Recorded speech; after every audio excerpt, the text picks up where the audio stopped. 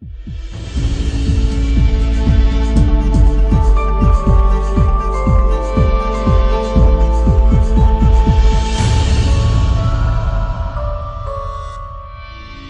em uma série de seitas e heresias, e normalmente nestas séries tratamos de religiões que têm algum vínculo com o cristianismo ou uma heresia dentro do contexto cristão. Tendo em vista isso, muitos cometem o erro de achar que o espiritismo é algo que, até pelas suas práticas, que vamos ver que realmente são muito distantes da cristãs, a gente cai no erro de achar que é algo totalmente diferente. E é diferente mesmo. É uma inverdade profunda. Porém, os espíritas, eles vão alegar que eles são um desenvolvimento do cristianismo. Eles vão alegar que eles têm vínculo, sim, com as escrituras. Que eles são, sim, aquilo que está debaixo do nicho cristão. Por isso, não é incomum a gente falar com o espírita e, às vezes, ele se denominar até como um cristão. Ou a gente vê pessoas que estão num caminho de tamanho engano, que frequentam uma igreja e, às vezes, ao mesmo tempo, paralelamente, está ali também no espiritismo. Por quê? Eles alegam ter este vínculo. Por conta disso, a gente vê a importância de tratarmos deste assunto. Eu cito aqui, inclusive, o próprio Kardec, que é quem sistematizou a doutrina espírita, e ele vai dizer o seguinte: o espiritismo, longe de negar ou destruir o evangelho, vem ao contrário, confirmar, explicar e desenvolver, pelas novas leis da natureza que revela tudo o quanto Cristo disse e fez. Veja que Kardec ele quer demonstrar que eles têm um vínculo com o cristianismo, com o evangelho. E é por isso que a gente tem que pôr eles debaixo do crivo das escrituras. Será que então o espiritismo anda de mão dada com aquilo que Deus revelou, com aquilo que a escritura diz? E é isso que faremos na nossa aula de hoje. Mas antes, gente, de entrar nas doutrinas em específico, é importante a gente entender um pouco da história, como que surgiu o espiritismo moderno. E a primeira coisa que eu gostaria de destacar aos irmãos é que esse interesse pelo sobrenatural, pelos espíritos, pelos mortos, não é algo que o espiritismo inventou. Isso já tinha há muito tempo. Religiões pagãs do tempo antigo já buscavam, esse contato com espíritos dos mortos, já buscavam este sobrenatural. Não é à toa que, por exemplo, a gente vai ver a Bíblia várias vezes, lá no Antigo Testamento, condenando este tipo de prática, lá na época de Moisés. Por quê? Tinham religiões ali da Mesopotâmia, religiões que cercavam Israel, que já buscavam este tipo de prática. Isso é algo antigo no mundo. Mas o espiritismo moderno, que é o que a gente vê no espiritismo kardecista, ele tem um início com a história de uma família que de sobrenome Fox. Nessa família havia duas meninas, duas garotas. Uma se chamava Margaret e a outra se chamava Kate. Uma tinha 12 anos e 9 anos, na época que isso se iniciou. E nessa família, que morava num vilarejo dos Estados Unidos, eles começaram a relatar barulhos estranhos na sua casa. E, aparentemente, os pais iriam alegar que aquelas meninas conseguiam interagir com os barulhos. Havia um barulho, ela fazia outro e o barulho respondia. Se fazia uma pergunta e o barulho respondia. E nisso, então, é o primeiro evento de mediunidade deste espiritismo moderno. Envolvia essas duas garotas que ficaram muito famosas. Lá do vilarejo dos Estados Unidos, a fama delas percorreram o mundo. Elas chegaram a ir para a Europa, pessoas vinham para encontrar elas nas sessões mediúnicas e elas se tornaram famosas. Só uma observação, gente. Há grandes indícios que tudo se passava, tudo era uma grande farsa. Não só indícios, parece ser algo muito real. Porque depois que surgiram essas duas meninas, a de 12 e de 9 anos, né, elas começaram a trabalhar como médiums, a atuar como médiums. Pouco tempo depois, uma parente delas, que chamava Norman Culver, admitiu que ajudava elas a fazer som nas sessões, né? Então, enquanto tinha sessão, essa outra parente delas ajudava fazendo barulho ali, como um engano para as pessoas. E as próprias meninas, depois de um tempo, já na vida adulta, elas foram para um jornal e elas falaram que tudo não se passava de uma grande farsa, desde o início. Elas, inclusive, vão falar que, quando eram crianças, elas faziam aqueles barulhos para assustar a mãe, que era muito supersticiosa. Elas amarravam objetos e faziam barulhos, desenvolveram técnicas, né, para fazer barulhos. Então, a gente vai ver que, desde o início no Espiritismo, há também uma pitada de charlatanismo. Surgiram muitos e muitos que alegavam ser médiuns e, na verdade, não passava de grandes charlatões. Quem é mais velho talvez se lembre, né, do mágico Houdini. Ele é um mágico extremamente famoso, um dos mais famosos da história da mágica, né? E o Houdini, ele viveu no tempo que estourou o espiritismo, estourou os médiuns. E um dos grandes trabalhos de Houdini, na sua época, foi desvendar os truques dos médiuns. Ele ia lá como um mágico que sabia muito, né, das práticas, de como que você podia burlar as coisas. Ele desvendou vários médiuns, ele ia nas sessões, descobria como que estava sendo feito e revelava, né, as coisas. Então, a gente vê essa pitada de charlatanismo. Porém, a fama dessas meninas cresceu, chegou a todos os cantos do mundo, e começou-se a surgir um interesse em muitas pessoas de estudar mais sobre este mundo sobrenatural e o mundo dos espíritos. Além disso, surgiram diversas pessoas que alegam, então, ter a capacidade mediúnica. Entre estas pessoas, chega a um homem as ideias, e este homem se chama Hippolyte Léon. Ele era um professor europeu que começa a ter interesse por estes estudos, sobre essas sessões que começaram a acontecer, esta questão mediúnica, e ele começa a estudar sobre isso. E ele escreve, então, alguns livros.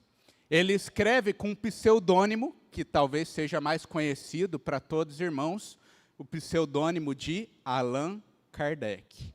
Esse professor escrevia os livros. Ele escreve os livros sendo ditado por espíritos, que vai revelando para ele, e ele vai, então, compilando uma doutrina.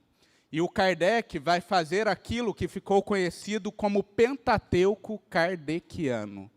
O Pentateuco Kardeciano são os 5 livros que vai entregar a doutrina do Espiritismo, o fundamento, a base do Espiritismo. Os livros são o Livro dos Espíritos, o Livro dos Médiuns, o Evangelho segundo o Espiritismo, o Céu e o Inferno e a Gênese. Esses 5 livros, então, se tornam fundamento da doutrina espírita. E aí se começa o movimento espírita com uma doutrina estabelecida. E é sobre isso que a gente vai falar agora. Vamos falar um pouco sobre as doutrinas do que crê os espíritas. O que Allan Kardec escreveu e que serve de base para eles. É óbvio, gente, que eu não vou conseguir aqui ser exaustivo do assunto. É muita discordância, é muito assunto que divergem.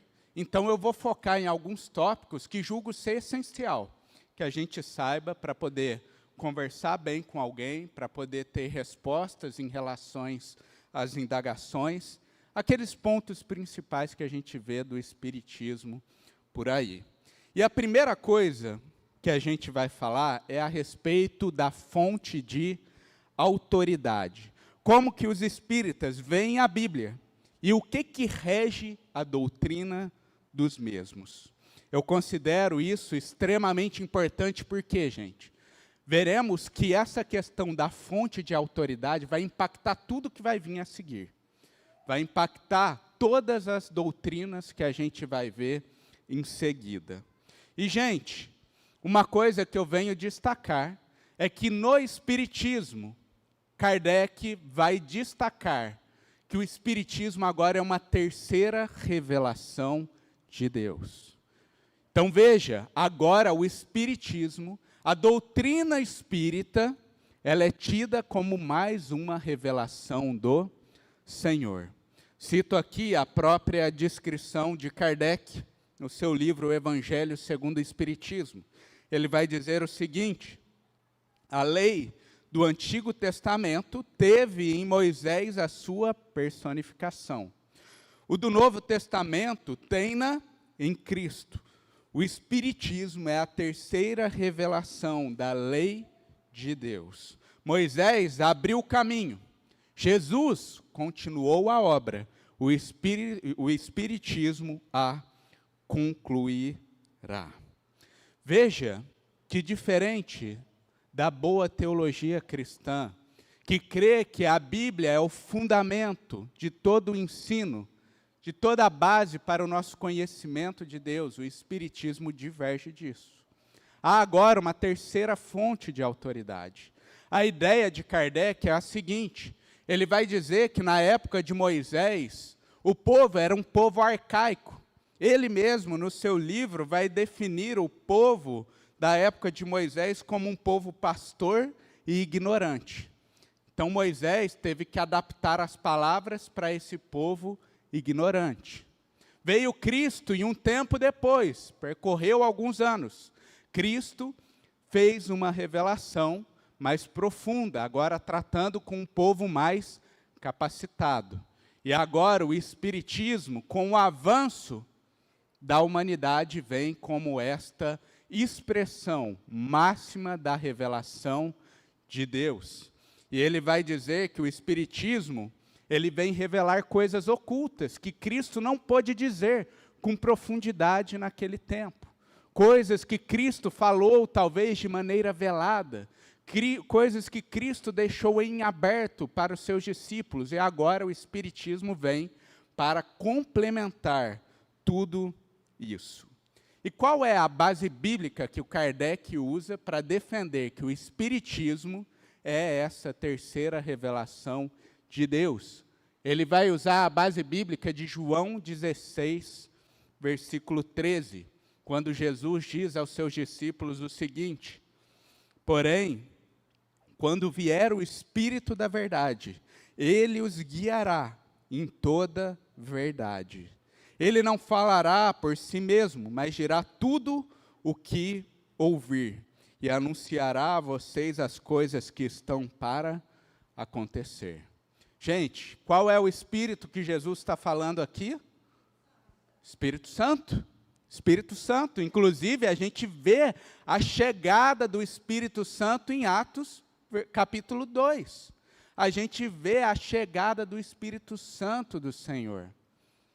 É nitidamente um texto que fala dessa vinda, já concretizada, e que a gente vive hoje na igreja, à luz do Espírito Santo, para entender a Bíblia, para entender e decifrar as Escrituras, sendo fiel a ela e iluminados pelo Espírito. Mas ele vai pegar este texto e vai dizer, não, isso aí se referia ao Espiritismo.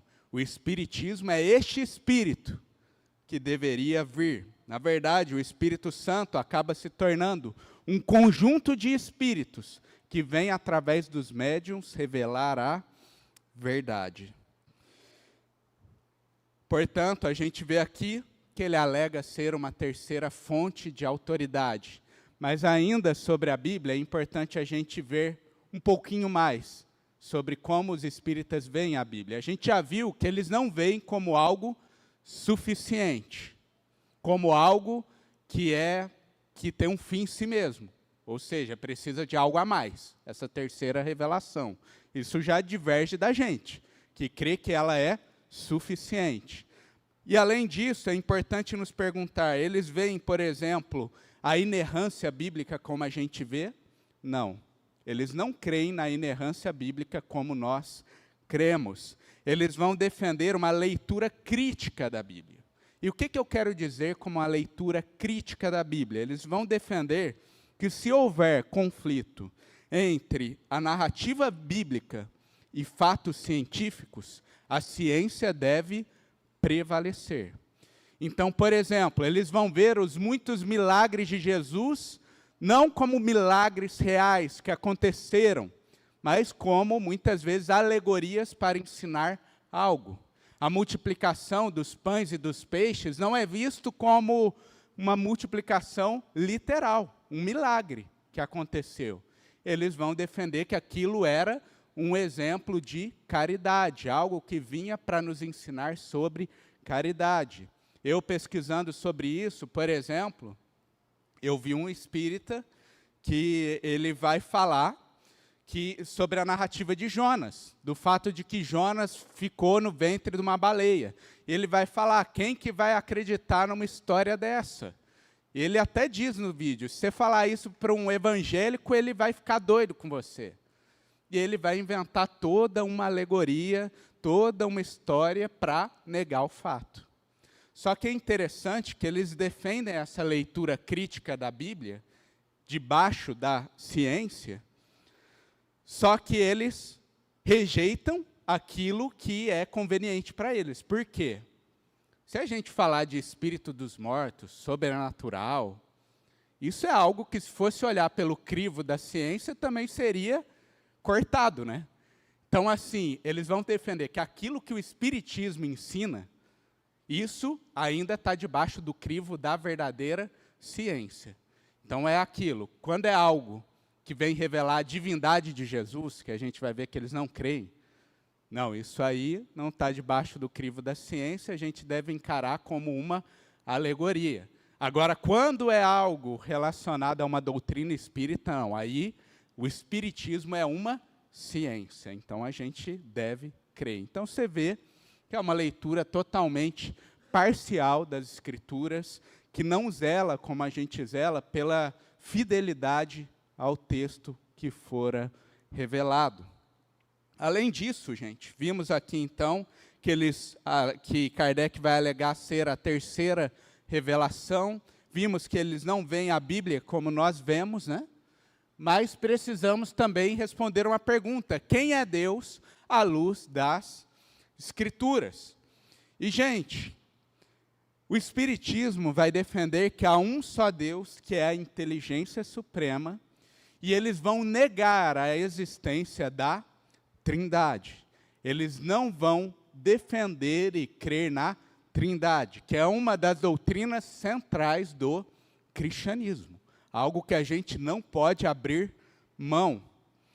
Ele vai primeiramente, eu queria começar aqui falando de Jesus, ele que é o ápice das Escrituras para nós, nosso Senhor e Salvador, o Deus que se fez carne. No Espiritismo, ele vai ser reduzido ao quê? Um espírito evoluído, que veio à Terra para nos ensinar acerca de uma moral mais avançada do que nós temos, e ser um guia para que a gente possa avançar nesta vida ética, debaixo de uma vontade deste Deus supremo. Veja o que Kardec vai dizer. Mesmo sem supor que ele fosse o próprio Deus, ou seja, ele está negando que Jesus seja Deus, mas unicamente o que ele é? Um enviado de Deus para transmitir a sua palavra aos homens, ele seria mais do que um profeta, porquanto seria um Messias divino. Então ele vai tratar Jesus como este, que é apenas mais um enviado de Deus, talvez uma categoria maior pela excelência da mensagem de Cristo, mas nada mais, nada menos é do que um espírito evoluído que foi mandado por Deus para a terra. E, gente, crer nisso é negar as Escrituras. Afinal de contas, a gente vê o texto bíblico dizendo claramente, em João 1:1, que o Verbo, ele era Deus. Jesus é Deus. É o Deus que, inclusive, João vai falar que se fez carne. Crer naquilo que Kardec sistematizou é negar a confissão do discípulo de Jesus, Tomé. Porque Tomé, quando ele tem dúvida da ressurreição ali de Cristo, e ele reconhece finalmente que era Jesus diante dele, ele vai confessar a Cristo o quê? Senhor meu e Deus meu. E Jesus não o exorta, Jesus não o corrige, porque verdadeiramente Jesus é Deus. Isso é o que a Bíblia diz, isto é o que o cristianismo brigou e lutou nos primeiros séculos para defender. Isso é a fé cristã legítima e verdadeira. E ele lá depois, lá em 1800 e bolinha, vem dizer que não. Que isso não é a realidade das Escrituras. Além disso, como a gente viu, todas as referências ao Espírito Santo, que também é tido como Deus na Bíblia. Como não lembrar, por exemplo, lá de Ananias e Safira, que cometem pecado, e Pedro exorta aqueles dois e vão afirmar que eles pecaram ao Espírito Santo. E eles não pecaram a homens, mas a Deus. Quando Jesus promete o outro consolador, a palavra outro ali é a ideia de outro como eu. No sentido de que este que viria também seria divino, como Cristo era. O Espírito Santo, claramente, na Bíblia é defendido como Deus e na história cristã, mas agora ele adapta tudo que era referência ao Espírito Santo para o Espiritismo. Todas as passagens, Antônio, onde está o Espírito Santo ali? Eles vão adaptar de alguma forma para ser o Espiritismo. Então, eles negam a Trindade dessa forma, gente. Eles não creem no mesmo Deus que nós. Nós cremos no Deus Trino, Pai, Filho, Espírito Santo. O Espiritismo, eles já vão defender uma coisa totalmente distinta do que a gente crê. Então, vimos aqui que eles creem em outro Deus que não é o Senhor nosso. Outra coisa referente ao Espiritismo que é importante que a gente saiba, e que é um cerne, né, da teologia cristã, do Evangelho, é acerca da salvação. O que o Espiritismo crê acerca da salvação? E ao contrário do cristianismo bíblico, que crê na salvação por meio da fé na obra de Jesus Cristo, do arrependimento, na crença de que Cristo morreu em favor dos meus pecados, a gente vai ver que no Espiritismo eles defendem uma ideia de redenção através da reencarnação.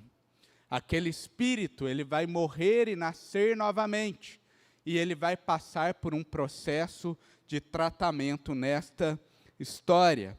A ideia é que eles vão reencarnando diversas vezes distintas e vão passando por um processo de purificação com o tempo.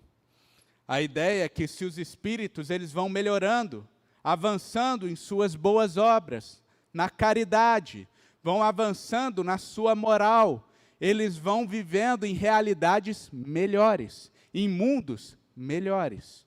Ou, por vezes, eles continuam estagnados onde estão, porque eles precisam continuar passando por este processo de morte e reencarnação e sendo tratado. Vemos que é uma salvação baseada em obras e no ensino da reencarnação. E aqui, gente, é importante eu mostrar para vocês algo que vai ser relevante para entendermos a ideia da reencarnação. Kardec ele vai defender a existência de vários mundos pelo qual os espíritos vão passando.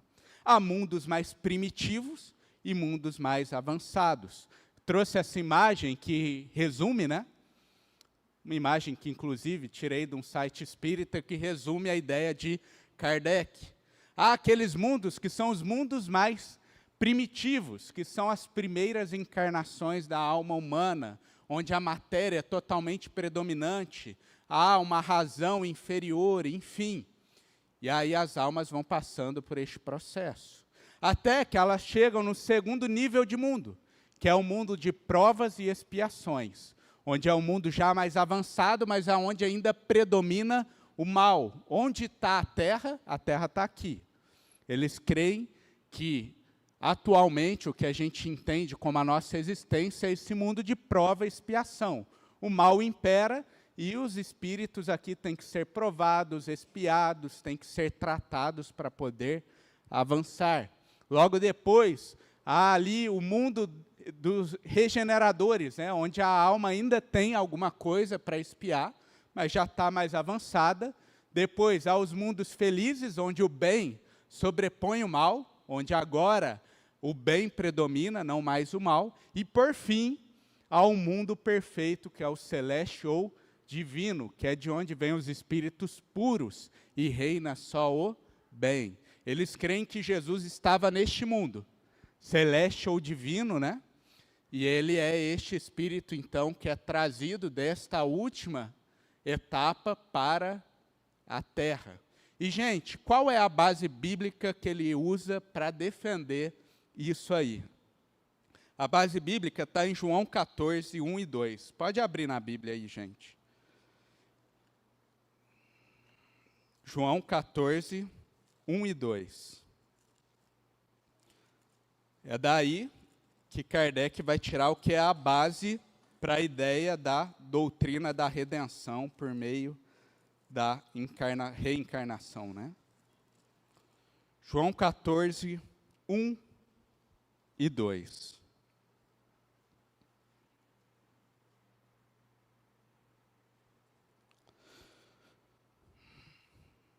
O texto bíblico vai dizer o seguinte: que o coração de vocês não fique angustiado. Vocês creem em Deus, creiam também em mim. Na casa do meu pai há muitas moradas. Se não fosse assim, eu já lhes teria dito, pois vou preparar um lugar para vocês.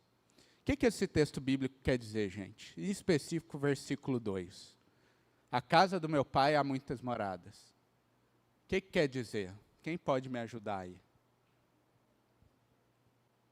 Lembra, Jesus está indo passar pelo processo da morte, vai ali entregar sua vida em favor dos seus discípulos. Ele está falando as últimas palavras e ele diz isso. A casa do meu pai há muitas moradas. O que isso quer dizer?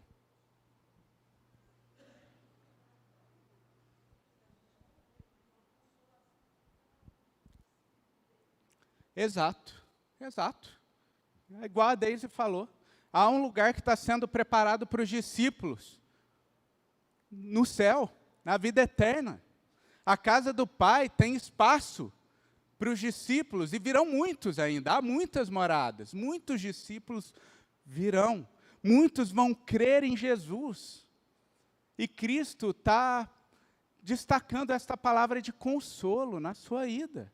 Gente, a interpretação do texto é clara.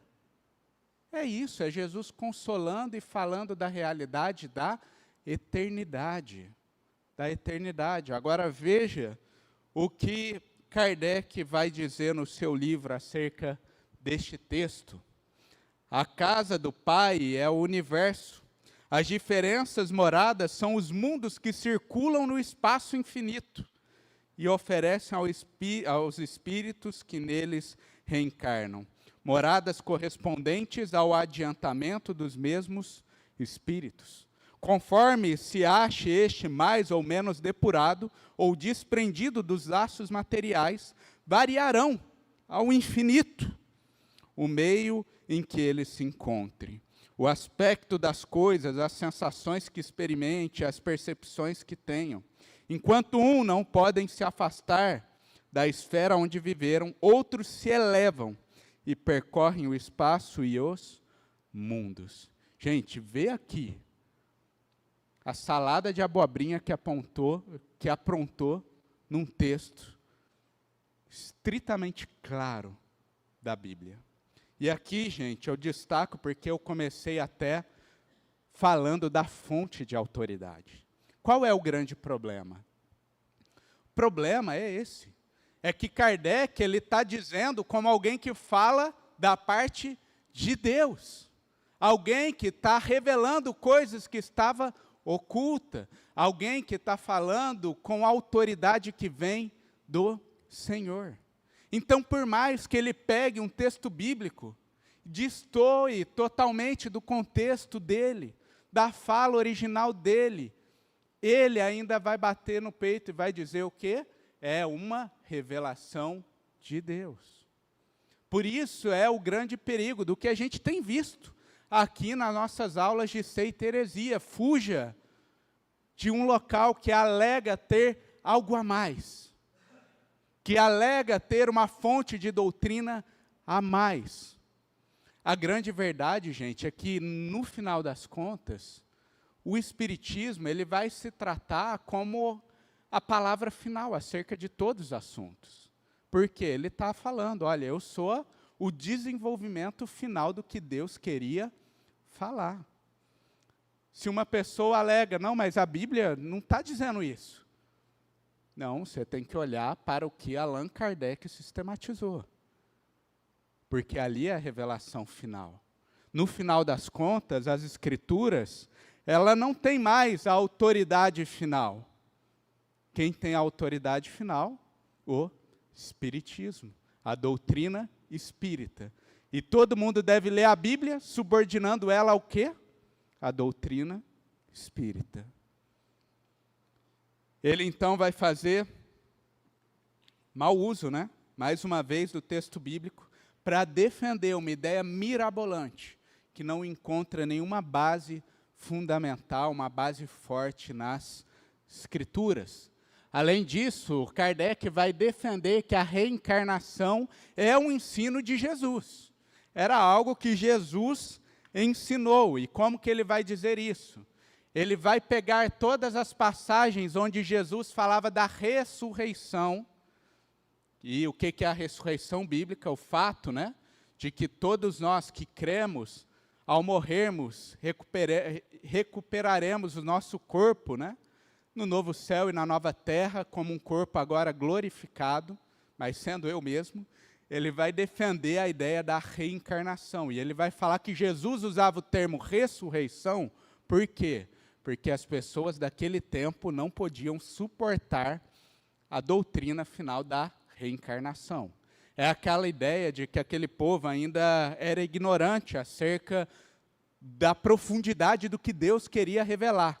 Então, Jesus meio que adaptou o termo para uma realidade que seria mais compreensível a eles. Então, ele vai pegar todos os textos que falam sobre a ressurreição e vai dizer que, na verdade, Jesus falava da reencarnação. Além disso, ele vai também usar textos fora do contexto original. Primeiramente, um argumento que eles usam para a ideia da reencarnação é a conversa de Jesus com Nicodemos. Jesus vai conversar com Nicodemos, e João relata isso no capítulo 3, e Jesus vai dizer que era preciso nascer de novo. E, gente, o que Jesus queria dizer no sentido original do texto? Ele está falando ali da regeneração do coração, daquilo que Paulo vai dizer da nova criatura que Deus faz em nós, onde, pelo lavar do Espírito, pelo tratar do Espírito, a gente consegue ver as coisas do reino, entender acerca das coisas do Evangelho. Ele estava falando disso, no seu contexto, à luz da Bíblia.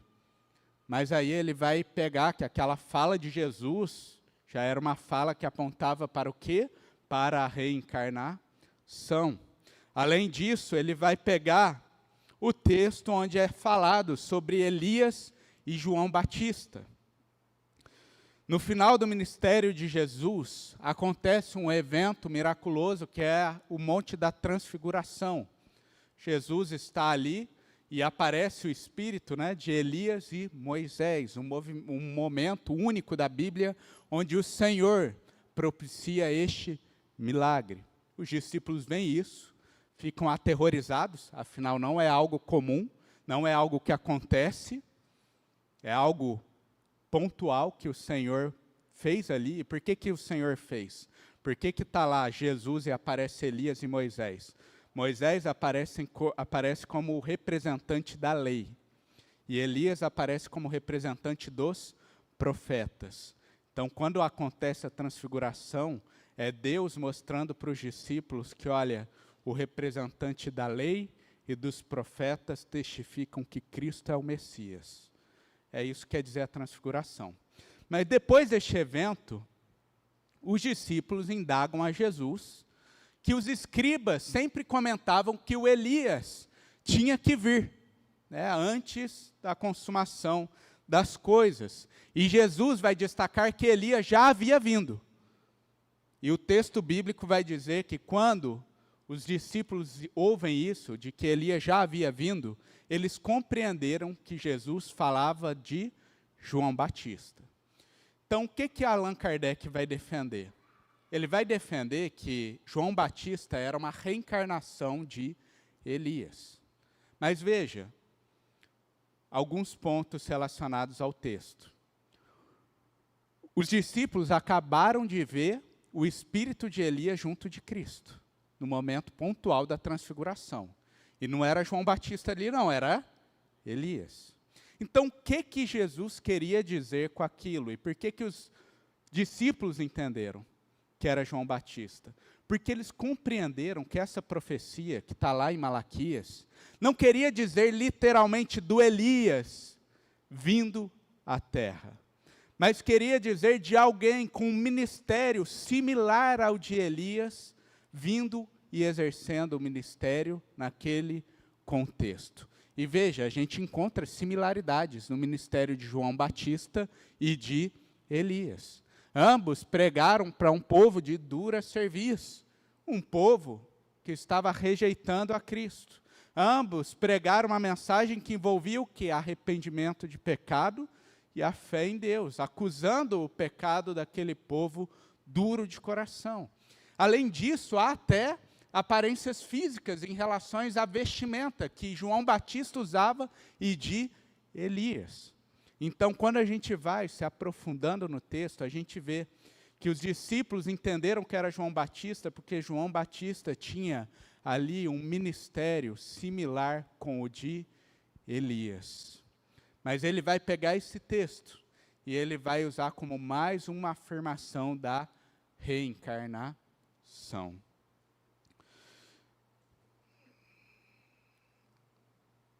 É importante ressaltar, gente, que Kardec em nenhum momento, em seus muitos livros, vai fazer referência à cruz de Cristo, ao Evangelho da salvação. Ele não vai falar sobre os pecados sendo lançados sobre Jesus, ele não vai falar sobre a ira de Deus sobre Cristo, que agora assume a ira em nosso lugar. Ele não vai falar sobre a necessidade de arrependimento e de fé nessa obra. Em nenhum momento é dito isso. No livro, o Evangelho, segundo o Espiritismo, é simplesmente ignorado o que é o Evangelho, o que é a boa notícia, o que é a boa nova. Na verdade, ele vai ver que, no final, vai ser ensinado a ideia da salvação por meio das obras, nessa dinâmica de reencarnação, de aperfeiçoamento e de transição em diversos mundos que ele elucubrou. Realidades de céu e inferno são ignoradas por Allan Kardec. Na verdade, ele vai associar céu e inferno com alegorias que dizem sobre o estado de espírito. Uma pessoa que está desfrutando do céu é uma pessoa que está desfrutando de paz, de calma, tranquilidade, de plenitude. Uma pessoa que está desfrutando de inferno é uma pessoa angustiada, alguém que está passando por momentos difíceis. Veja que é ignorado todos os textos que fazem referência a isso. Apocalipse 20 é claro em dizer que há sim um lago de fogo, há um inferno onde vai ser lançado diabo, vai ser lançado os demônios e vai ser lançado aqueles que permaneceram em incredulidade, que não estão inscritos no livro da vida. Apocalipse 20 fala sobre isso. Jesus fala sobre o inferno. mas tudo isso é ignorado. Ah, e só uma observação, gente. Para os espíritas não existe Satanás e demônio não, viu? Satanás, demônio, são espíritos maus que estão atormentando as pessoas. São espíritos que ainda estão perseverando em sua ruindade ali e que agora estão atormentando. Então, Satanás, demônio, isso é folclore. Isso é criação do cristianismo primitivo. Então, que a gente possa sempre nos lembrar de Hebreus 9, 27, que sintetiza aquilo que a gente deve pregar e aquilo que a gente deve levar para a vida também. Que diz que assim como os homens está ordenado a morrerem uma só vez, vindo depois disso o juízo. O que a gente deve enfatizar para as pessoas é uma vida que temos. E há um chamado para todo mundo nesta vida, que é o quê? Crer em Cristo. Se arrepender dos pecados. Um juízo é prometido depois. E quem se vai ver livre deste juízo? Aqueles que creram, que se arrependeram dos pecados, aqueles que agora são justificados por meio da obra de Cristo. Isso é o ensino que a gente deve proclamar. Por fim, gente, uma última doutrina que eu gostaria de destacar do espiritismo kardecista é a questão da mediunidade, a consulta aos mortos, né? Isso talvez seja uma das práticas mais comuns que as pessoas conhecem do espiritismo. Inclusive, é o motivo pelo qual muitas pessoas buscam o espiritismo, né? Muitas pessoas, às vezes, entram para o espiritismo quando perdem um ente querido, alguém que ama, e aí encontra lá uma oportunidade para tentar conversar com ele, ter algum diálogo com ele. O que eles entendem sobre isso e o que a Bíblia nos diz acerca deste assunto. Primeiro vamos ver o que eles creem. Kardec ele vai definir que médiuns são todos aqueles que sentem, num grau qualquer, a influência dos espíritos. É, por esse fato, um médium. Então, médium é essa pessoa que faz parte deste mundo material, mas que consegue ter contato com este mundo imaterial. Kardec vai defender que todo mundo tem um certo grau de mediunidade, que a maioria do ser humano tem. Já deve ter visto aquela crendice popular de que eu estou num lugar, me arrepio, tem um espírito aqui, ouvi um barulho, caiu algo lá na cozinha, um espírito ali. Então ele vai defender, todo mundo tem um grauzinho. A maioria das pessoas tem. Porém, ele vai defender que alguns têm um grau de mediunidade maior, uma capacidade maior de interagir com estes espíritos. E esses são aqueles que vão atuar como médiuns, trabalhando em sessões, onde ele vai poder, então, consultar os mortos e conversar, por exemplo, com entes queridos que foram à morte, vai poder conversar com alguns espíritos para talvez trazer uma doutrina, um ensino, uma instrução aos fiéis. Estes vão atuar na mediunidade. É importante eu destacar, gente, Allan Kardec é aquele que sistematizou e fundamentou a doutrina espírita. Mas ele vai defender que até hoje os espíritos, né, trazem novas verdades. É lógico que essas verdades têm que estar de acordo com o fundamento, né, que ele lançou, mas ele crê, por exemplo, hoje em dia não é incomum você encontrar obras de médiuns que afirmam que receberam uma obra toda psicografada de algum espírito. E às vezes vem como instrução sobre a caridade, sobre alguma prática em particular. Então os médiuns atuam nisso, ou com sessões particulares, falando e atendendo à necessidade de uma pessoa ali, ou trazendo doutrina para o espiritismo. E, gente, à luz da Bíblia, é óbvio que esse tipo de atividade é algo odioso. Eu gostaria de pedir que os irmãos abrissem comigo estes textos. Vamos ler aqui Deuteronômio 18, do 10 ao 12 primeiro. Como eu destaquei lá no início da aula, gente, o Espiritismo não inventou a ideia da consulta aos mortos, a busca por este sobrenatural, era algo que já existia desde o tempo de Moisés, por isso o Senhor já instruía seu povo desde aquela época. E veja o que diz Deuteronômio 18, do 10 ao 12.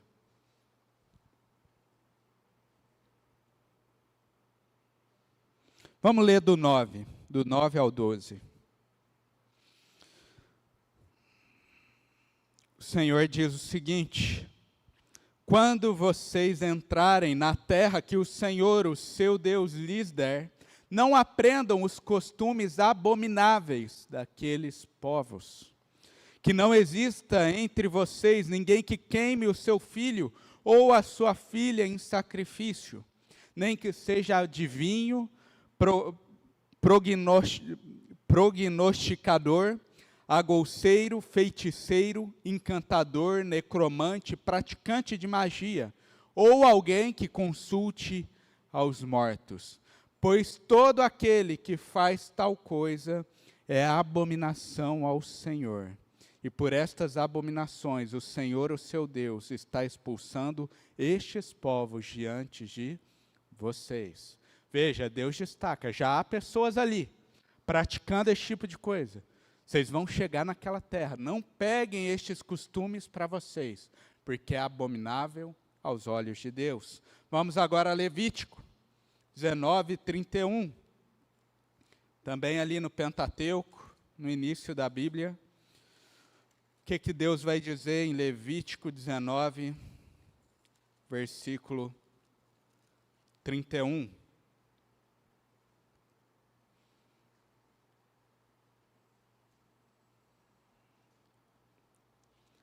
Deus vai dizer o seguinte ao seu povo: não se voltem para os necromantes, nem para os adivinhos, não os procurem, pois vocês serão contaminados por eles. Eu sou o Senhor, o Deus de vocês. Necromante é esse que se interage com os mortos, né?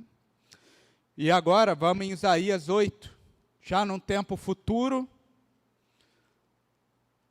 pré-exílio babilônico, o Senhor falando através do profeta Isaías ao seu povo. Deus vai dizer o seguinte, Isaías 8, 19.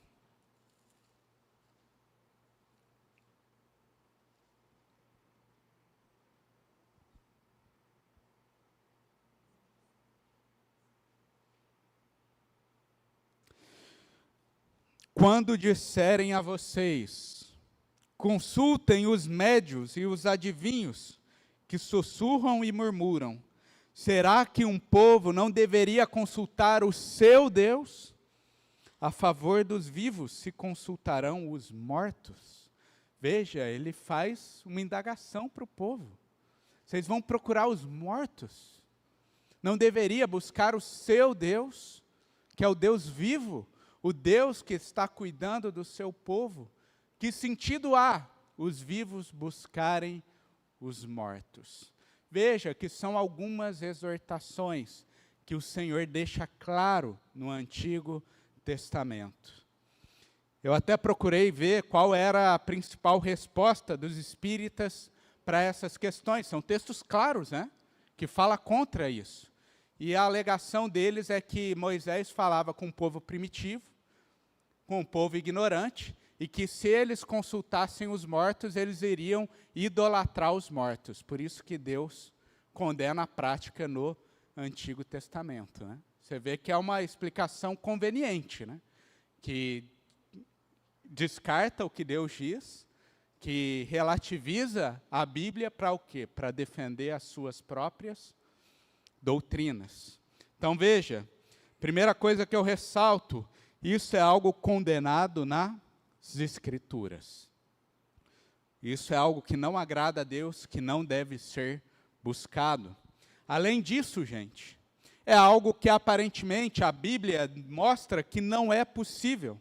Não é possível a consulta aos mortos através de ações mediúnicas, através do poder de algum médium. Isto não é declarado como algo possível nas Escrituras. O exemplo mais claro desta impossibilidade de contato é quando Jesus diz a parábola do rico e do Lázaro, onde Jesus conta a história onde havia ali um rico que ele andava em desacordo com aquilo que é a vontade de Deus, e havia Lázaro, que era pobre, mas era fiel.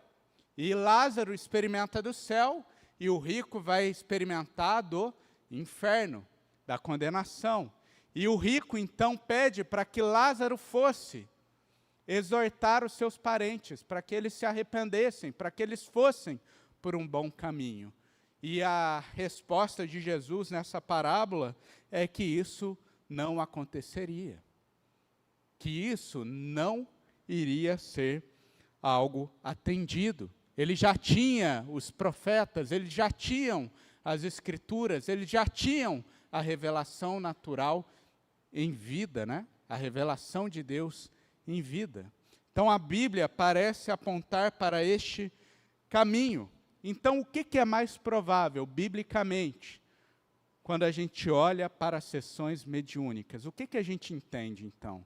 Antônio, quem que fala ali, quando uma pessoa vai consultar um morto? E, gente, o que a gente vai entender é dois caminhos. Um caminho possível é charlatanismo. Como eu disse, o espiritismo é regado de charlatão também. Inclusive, diversas vezes a gente vê um ou outro escândalo envolvendo médiuns espíritas que prometem alguma restauração, algum tratamento, e é denunciado alguns escândalos. Então, no espiritismo há charlatanismo, né? Eles batem na gente por causa da teologia da prosperidade, né? Mas dentro do espiritismo há muito. Eu até comecei mostrando o relato daquelas irmãs Fox, que elas mesmas falaram depois que eram charlatãs. Porém, a gente não pode negar também a possibilidade real de espíritos malignos falarem através daquelas pessoas. Gente, é importante lembrarmos que Satanás tem poder. Os demônios têm poder. Inclusive, por exemplo, em Atos 16:16, é dito que Paulo ele encontra um espírito de adivinhação que tomava conta de uma mulher. E as pessoas ganhavam dinheiro através das adivinhações dela. Então, veja, ela fazia adivinhações que trazia prosperidade para as pessoas. Havia um certo poder nas palavras daquela mulher. Então, os espíritos malignos têm poder. Então, sim, às vezes uma pessoa pode ir numa sessão espírita e ser iludida com o que ela escuta ali, porque Satanás usa de artimanhas. Ah, mas eu fui lá naquela sessão e ouvi coisas que somente meu filho, somente meu avô saberia me dizer. Satanás, os espíritos demoníacos também têm poder. E eles usam isso para enganar pessoas. Eu, inclusive, gostaria de destacar, gente, que Satanás não tem problema nenhum em dar dinheiro para as pessoas. Satanás não tem problema nenhum de trazer benefício financeiro para alguém. Ele até ofereceu para Jesus reinos, riqueza, não foi? Ele não tem problema em dar riqueza para as pessoas. Satanás não tem problema em dar palavras confortantes em meio ao luto. Ah, mas eu fui lá naquela sessão mediúnica e aquilo nunca poderia vir da boca de Satanás, de um demônio, porque foi tão confortante. Falou ali o que eu precisava ouvir, descansou meu coração, meu irmão. Satanás não tem problema nenhum em confortar o seu coração. Há um problema para Satanás. E qual é o problema? Que alguém chegue à verdade e ao conhecimento de Cristo. O que ele precisar e ele puder fazer para afastar uma pessoa desta realidade, ele faz. E ele tem poder. A Bíblia diz isso, né? Para fazer estas coisas. Portanto, não há motivos para buscarmos médiuns. Primeiramente, a Bíblia proíbe. A Bíblia proíbe. A gente viu vários textos da lei do Senhor. Inclusive, gente, a gente não vê em nenhum momento, por exemplo, nenhum dos apóstolos incentivando tal prática. Nem isso sendo vivido na igreja primitiva. Tá joia? Pode. Ok. 1 Samuel 28. Quer ver o texto? Vamos entender o texto? Vamos. Pode. Bora. Bora embarcar na Bíblia. 1 Samuel 28, gente. Eu vou mostrar os dois caminhos possíveis para a gente entender o texto. É bom a gente ir ao texto, porque às vezes um ou outro irmão não conhece também. 1 Samuel, capítulo 28.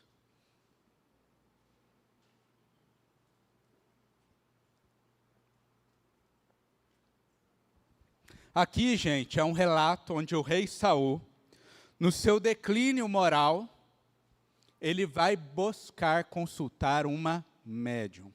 Ele aqui já estava cheio de inveja de Davi, perseguindo Davi, já estava naquele ponto onde ele havia se afastado dos caminhos do Senhor. A gente vê um rei em decadência. E no meio dessa decadência, como um dos últimos atos da sua vida, ele vai consultar ali uma médium. A gente vai ler o texto e entender o texto. O texto vai dizer o seguinte: e aconteceu que naqueles dias os filisteus se reuniram os seus exércitos para a guerra, para lutar contra Israel. Então Aquis disse a Davi: fique sabendo que você irá comigo para a batalha, você e os seus homens. Então Davi disse a Aquis: assim você saberá o quanto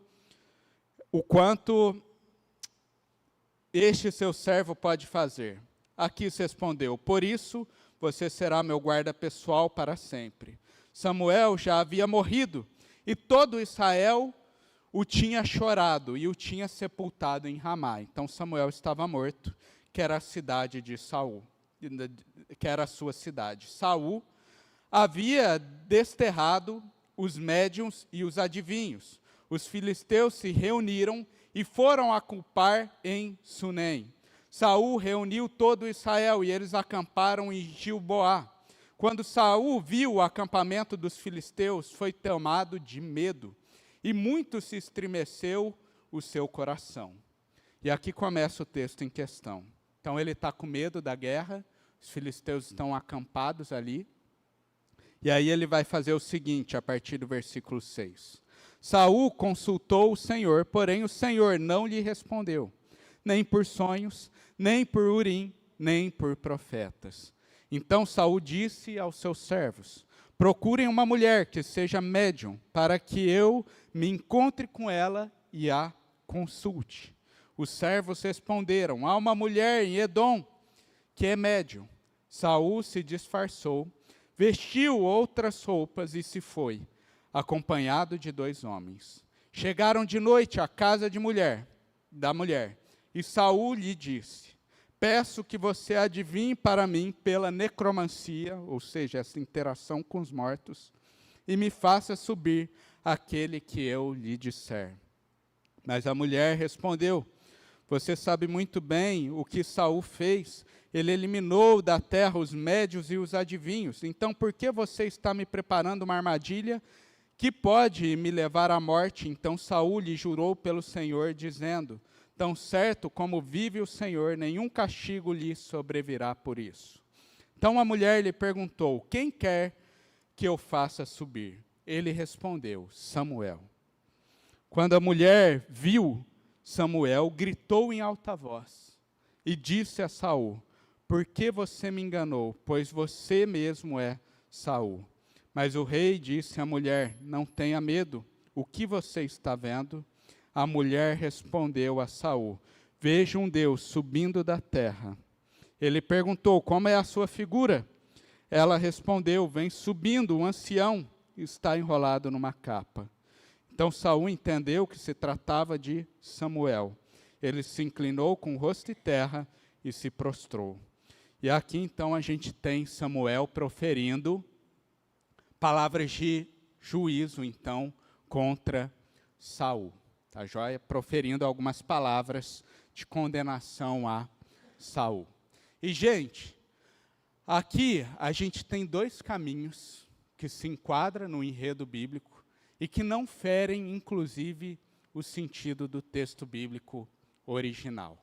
E levam em consideração todas as escrituras. Um primeiro caminho é a gente tratar como um espírito enganador.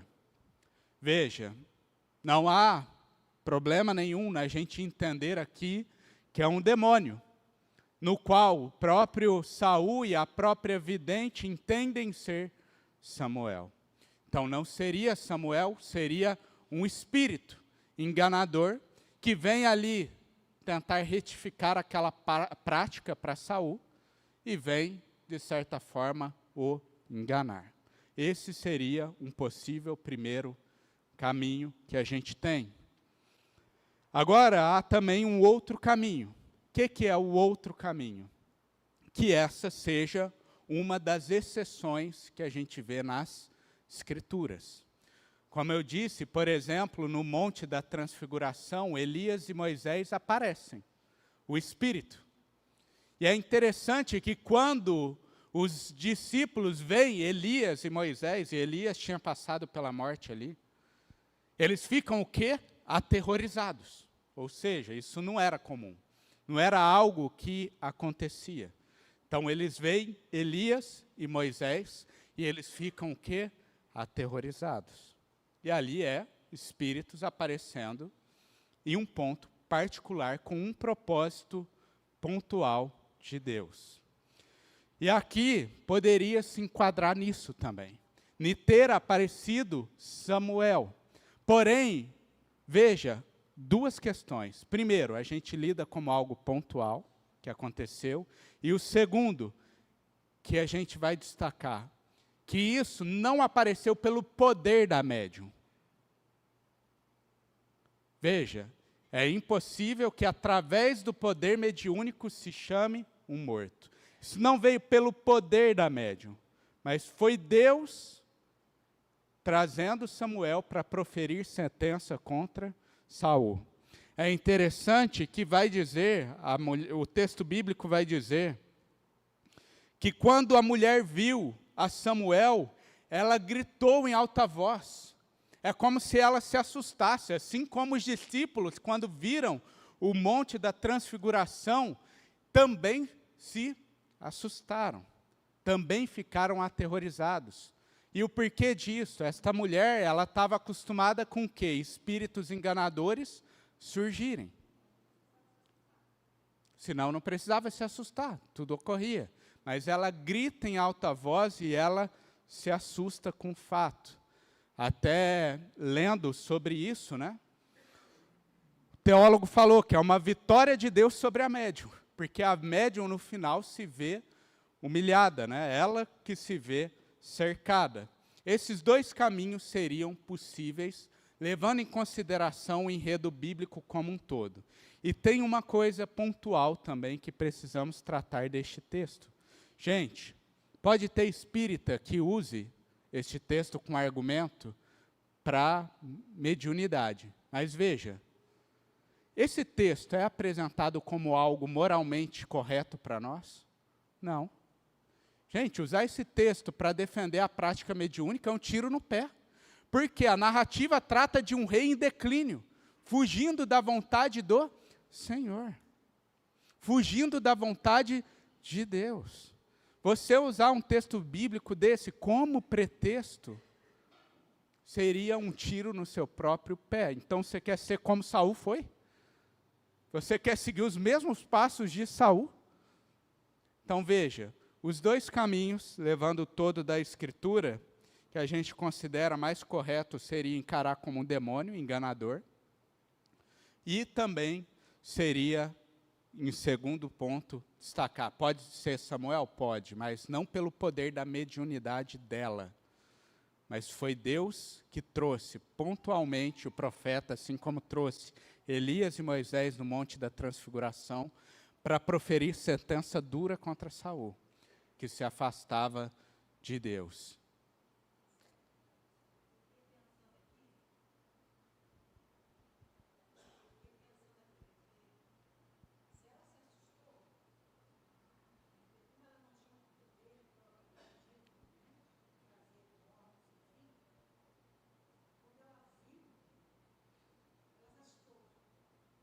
Sim.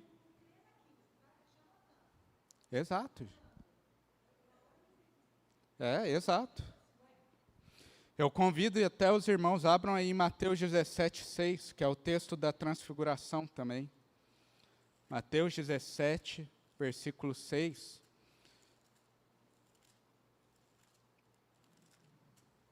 É dito o seguinte, gente.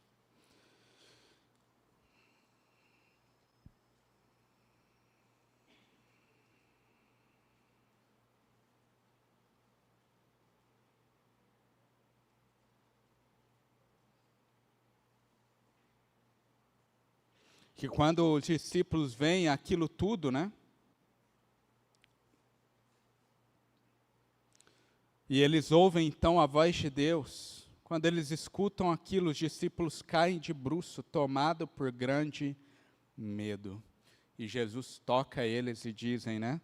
Não tenham medo, não tenham medo então. Gente, esses seriam os caminhos bíblicos, né? Que a gente tem para a passagem de Samuel. E como eu destaquei, gente, aquela passagem de Samuel, para defender a mediunidade, é um tiro no pé. Porque não é algo que está sendo destacado como bom.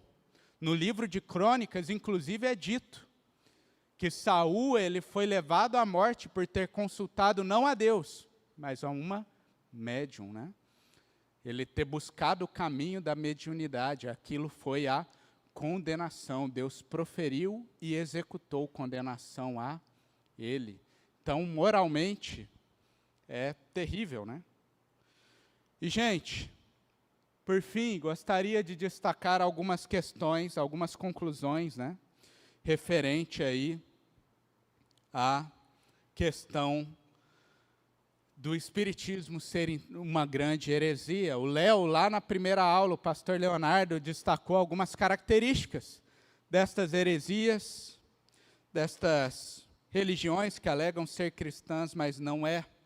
E a primeira coisa que ele destacou é que estas alegam ter outra fonte de autoridade.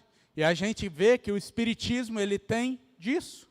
Eles vão alegar ser uma terceira fonte de autoridade. Eles alegam ser o espiritismo, toda a sua doutrina sistematizada, mais uma revelação de Deus. Então, Youssef, aquele é o Pentateuco kardeciano, que é o fundamento. Aquilo seria o fundamento da doutrina espírita. Só que o Kardec ele vai defender que o espiritismo continua por meio dos espíritos e de outros médiums, trazendo algumas verdades, mas não pode entrar em desacordo com aquilo que já fora revelado com Kardec, né? Então, hoje em dia, a gente tem outros médiums que podem surgir.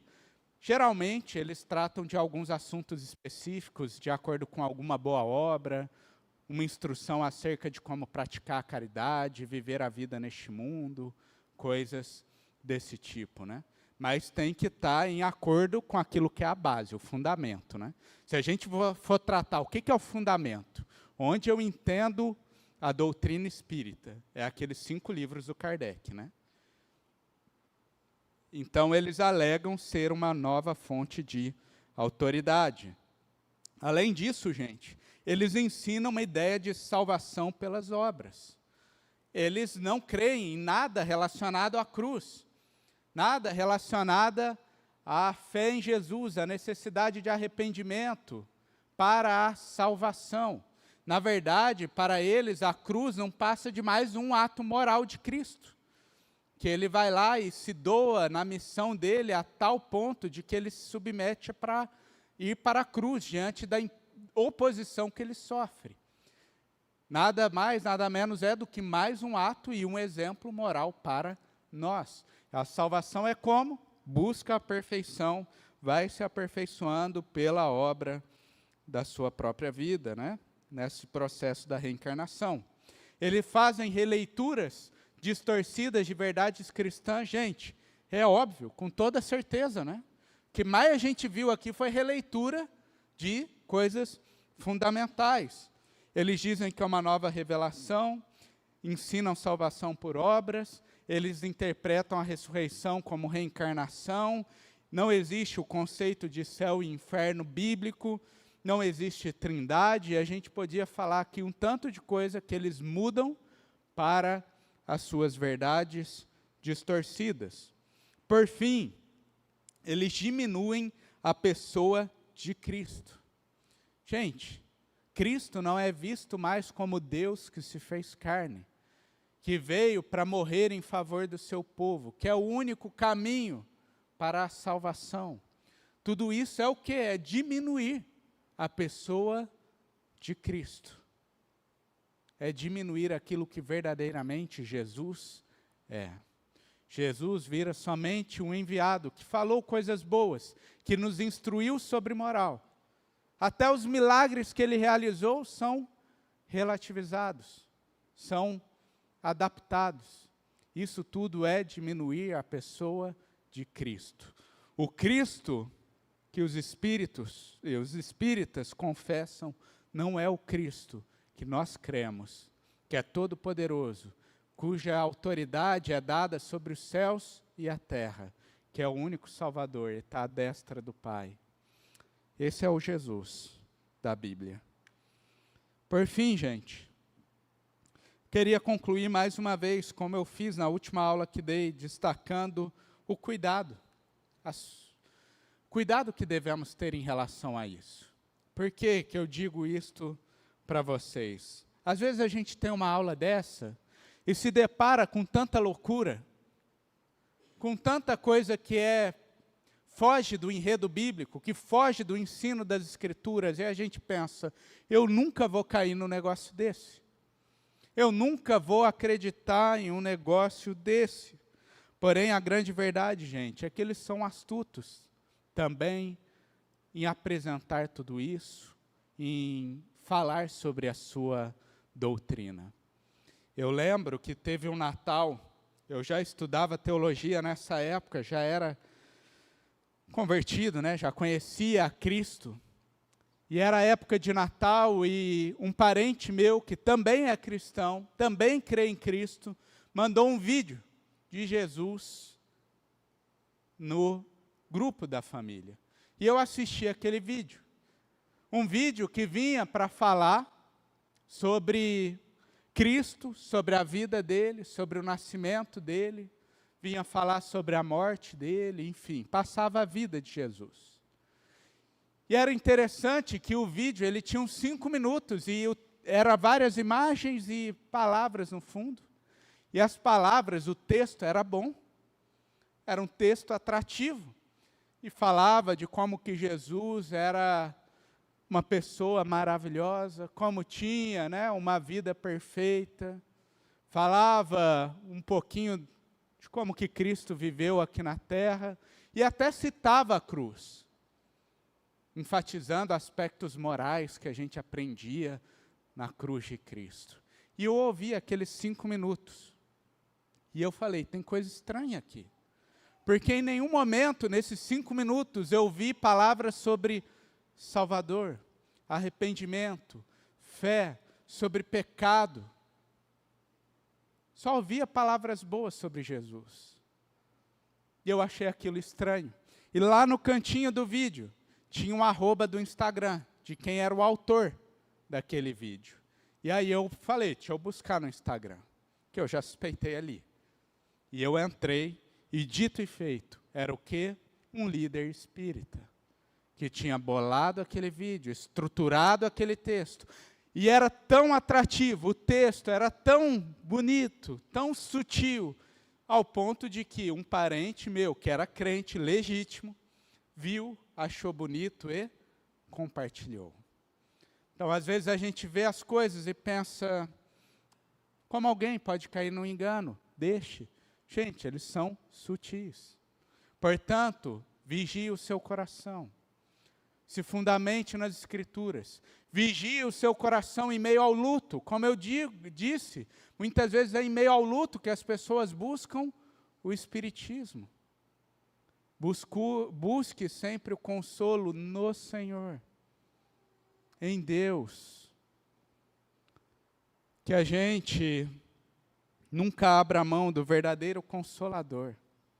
E quem é o Consolador que a Bíblia revela para nós? Não é o Espiritismo. O Consolador que a Bíblia revela para nós é algo muito maior.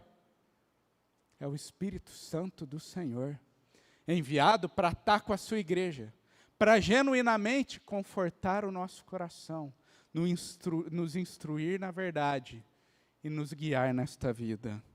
Não abra mão do nosso Salvador Jesus. Não caia no engano de confiar nas suas obras. Porque é por meio de Cristo que somos feitos filhos do Pai Celestial. Paulo já advertia seu discípulo Timóteo. Ora, o Espírito, que Espírito é aqui, Espírito Santo, viu, gente? Afirma expressamente que nos últimos tempos alguns apostatarão da fé por obedecerem a espíritos enganadores e a ensinos de demônios.